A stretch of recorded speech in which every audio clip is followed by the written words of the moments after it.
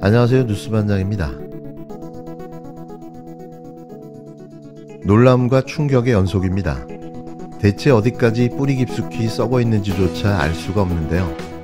파면 팔수록 드러나는 진실 앞에 절망의 탄식만 흘러나옵니다.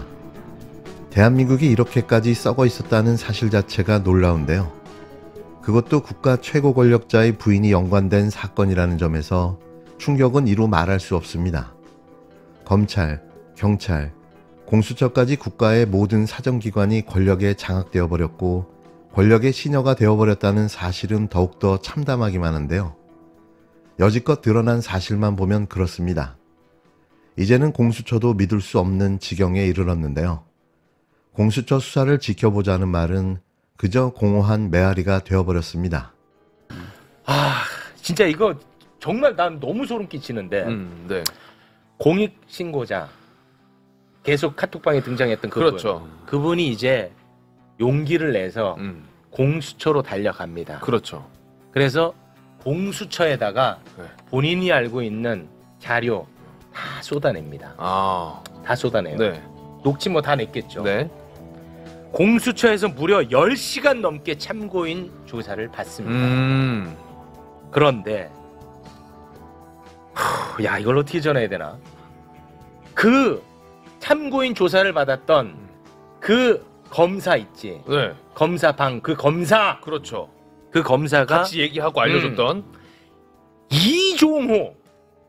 이종호의 도이치모터스 주가 조작 사건의 변호사였어.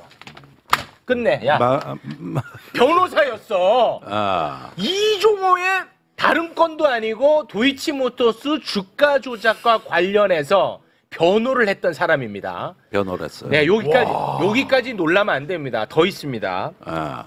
공수처에 또 한 명의 부장검사가 있습니다. 네. 그 부장검사가 도이치모터스 주가 조작 변호를 했던 사람이야.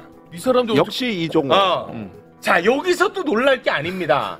이 두 사람 다 대한민국 서울중앙지검에서 검사로 있었던 사람들이야. 서울중앙지검? 중앙지검에 나와가지고 이종호 변호를 한 거야. 그것도 도이치모터스 주가 조작 관련해서.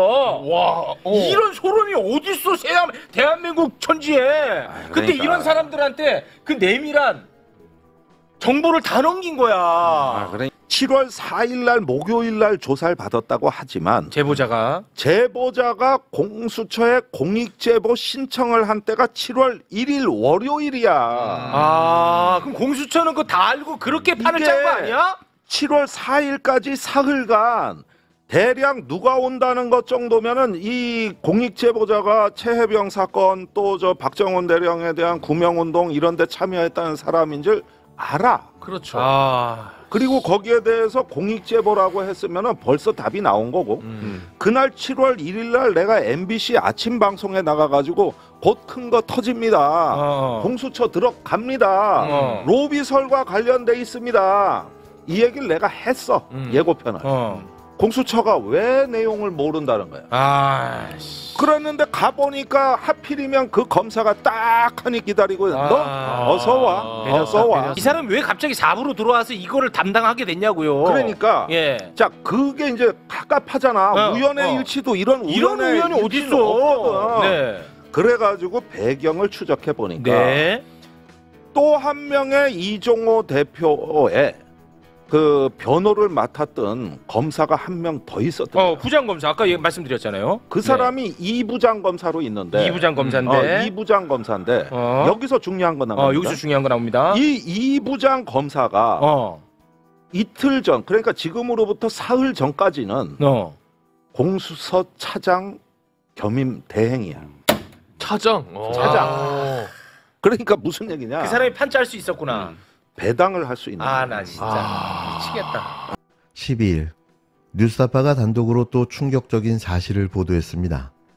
최혜병 사건과 관련해 임성근 전 사단장의 구명 로비 의혹을 받고 있는 도이치모터스 주가 조작 선수 이종호 블랙펄 인베스트먼트 전 대표가 지인에게 서울중앙지검 부장검사와의 만남을 제안한 것으로 확인됐다는 내용이었는데요.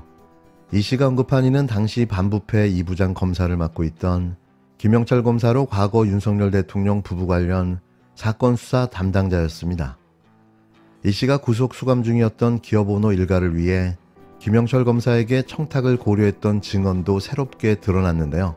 현재 서울북부지검 차장검사로 재직 중인 김영철 검사는 이종호와는 일면식도 없다며 의혹을 강하게 부인했습니다.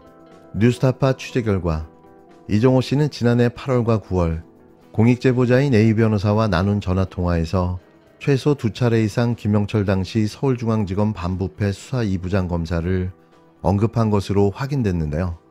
지난해 8월 9일 오후 7시 무렵 이 씨는 A 변호사에게 전화를 걸어 인맥관리 차원에서 김영철 서울중앙지검 반부패 수사 2부장 검사를 만나보라는 취지로 말했다는 겁니다. 자신은 물론 김건희 씨도 함께 연루된 도이치모터스 관련 사건을 담당하던 김영철 당시 부장검사와 사적 친분을 전제로 A 변호사에게 만남을 제안한 건데요. 그러나 A 변호사는 실제 김영철 검사와의 만남은 이루어지지 않았다고 밝혔습니다. 블랙펄 인베스트먼트 이종호 전 대표는 도이치모터스 주가 조작 사건에서 이른바 주포로 활동한 인물로 김건희 씨의 증권 계좌를 직접 관리할 만큼 김 씨와 밀접한 관계를 맺었던 것으로 알려져 있는데요. 실제로 도이치모터스 주가 조작 사건을 수사한 검찰은 지난 2021년 11월 자본시장법 위반 혐의 등으로 이 씨를 기소하면서 김건희 씨와의 연결 증거를 제시했습니다. 당시 검찰은 이 씨가 도이치모터스 2단계 주가 조작 작전 초기였던 2010년 10월 말부터 김건희 씨의 미래에셋 및 DS 증권 계좌 2개를 제공받아 관리하면서 주가 조작에 활용했다고 공소장을 통해 밝혔는데요.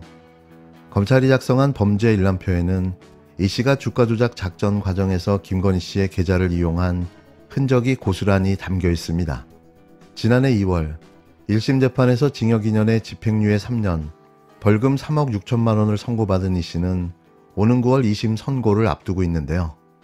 김영철 검사는 대검 중수부 검찰연구관, 최순실 국정농단 특검팀 검사, 서울중앙지검 반부패 수사 2부장, 대검찰청 반부패 1과장 등을 지낸 대표적인 특수통 검사로 불립니다. 김영철 당시 부장검사 역시 공교롭게도 윤석열 대통령 부부가 관련된 사건을 담당했는데요. 김영철 부장검사가 이끌던 서울중앙지검 반부패 수사 2부는 시민단체 고발로 진행된 코바나 컨텐츠 기업협찬 사건, 도이치 파이낸셜 주식저가 매수 사건, 삼성전자의 아크로비스타 전세권 설정 사건 등 윤 대통령과 김건희 씨 관련 의혹 사건을 수사했지만 지난해 3월 모두 무혐의 처분했습니다. 특히 검찰이 코바나 컨텐츠 대표였던 김건희 씨의 청탁금지법 및 뇌물수수 혐의 등에 대한 불기소 처분하는 과정에서는 봐주기 의혹이 일기도 했는데요. 김건희 씨에 대한 소환조사 없이 서면 조사만 2차례 진행했을 뿐 휴대전화 포렌식 절차도 밟지 않았던 검찰은 윤 대통령에 대해서도 조사조차 진행하지 않았습니다.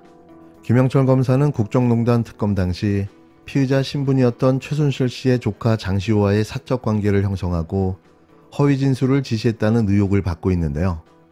김영철 검사는 악의적 음해라며 해당 내용을 보도한 언론사 기자들을 상대로 지난 5월 명예훼손 혐의로 고소하고 총 3억 원의 손해배상 소송도 제기했습니다. 그러나 이 같은 의혹에 실체가 있다고 판단한 더불어민주당은 김영철 검사 등 4명의 검사에 대한 탄핵 소추안을 지난 2일 발의한 바 있는데요. A 변호사와 나눈 대화에서 이 씨가 김영철 검사와의 단순한 친분관계 이상임을 보여주는 대목도 등장합니다. 이 씨는 지난해 9월 11일 A 변호사와 나눈 전화통화에서 특정 기업 오너 일가와의 친분 등을 언급하며 조모 씨가 서울구치소에 남을 수 있도록 해야 하는데 김영철 부장검사에게 부탁하기 민망하다는 취지로 말하는데요. 이 씨가 구속 상태에 있는 범죄 피의자의 편의를 제공하기 위해 김영철 당시 부장검사에게 청탁하려고 고심했다는 거죠. 지난 6월 서울북부지검 차장으로 부임된 김영철 검사는 이종호 씨와는 일면식도 없다며 의혹을 전면 부정했는데요. 김영철 검사는 도이치 파이낸셜 주식저가 매수 사건 담당 부장으로서 공범수사와 관련해 우리 팀 담당 검사가 불러 조사한 적은 있지만 직접 본 적은 없다. 이 씨와 과거 담당했던 사건 관계자인지 확인하기 위해 기록도 찾아봤지만 본 적이 없다는 애매모호한 해명을 내놨습니다. 결국 최혜병 특검과 김건희 특검이 하나로 연결될 수밖에 없다는 놀라운 정황만 확인됐는데요. 이 정권은 태어나지 말았어야 합니다. 자신의 비리와 범죄를 덮기 위해 대선에 출마했던 윤석열. 기적처럼 대통령에 당선됐지만 개과천선은 하지 못한 채 국가의 권력을 이용해 또 다른 범죄를 저지르고 말았는데요. 이제는 그 대가를 반드시 치러야 합니다. 무슨 다단계 점조직도 아니고 이렇게 사슬처럼 연결되어 있을 줄 누가 과연 상상이라도 했을까요? 말문이 막힙니다.